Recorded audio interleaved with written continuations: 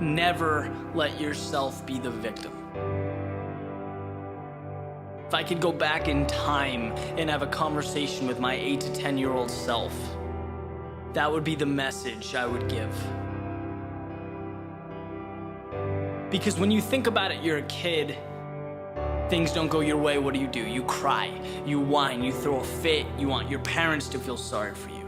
You feel sorry for yourself. It's how you deal with things at that age. And then you grow up, but you don't necessarily shed that habit, that mentality.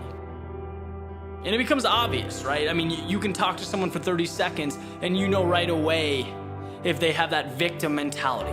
The world's falling down, they're tired, they have so much to do, they're so busy, X, Y, and Z. Look, having that mindset does two things for you.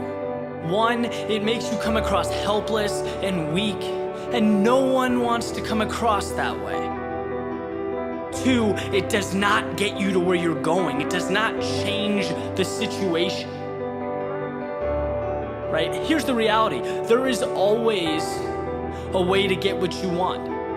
There is always a way to position yourself to move away from what you don't want. You can quite literally become what you want to become, but you cannot look at life like it's this problem, like it's against you. The ball is in your court. You know, it wasn't that long ago, 2-3 years ago, that I was not the happiest guy in the world, right? Did not like what I was doing, did not like how I was spending my time, was not energized, was not passionate about very much. But the time came where I didn't want to live like that. I had a conversation with myself. I stopped being the victim, I stopped complaining, and I asked myself, dude, what do you want?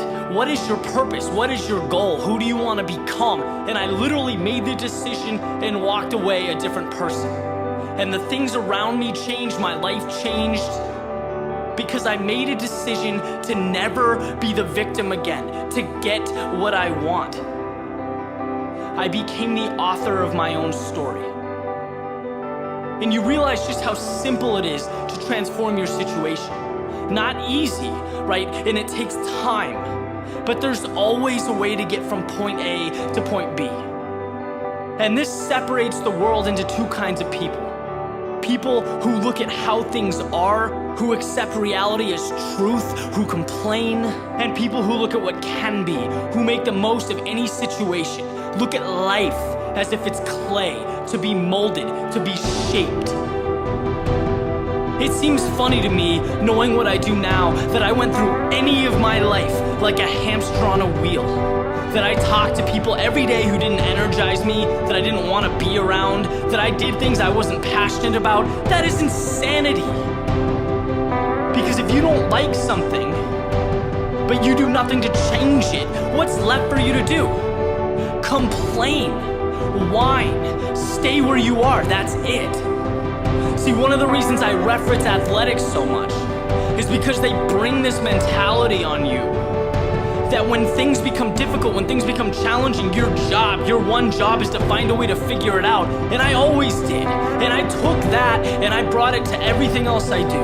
And now it's eye-opening to see people achieving success, financial freedom, these things everyone wants, and know that the difference between them and everyone else is that they felt like they deserved it. A lot of the time they weren't smarter, stronger, they weren't more gifted starting out, but they moved toward what they wanted. They didn't cry or groan about the problems, they didn't look for sympathy. Those at the top of the mountain are not victims.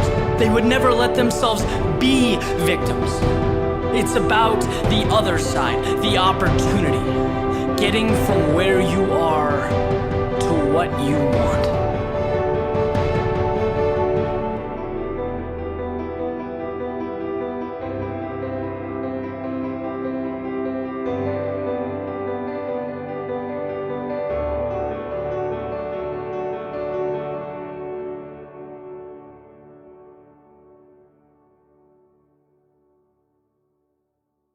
By now you should have at least blown. It's funny, I'm mad famous for being unknown.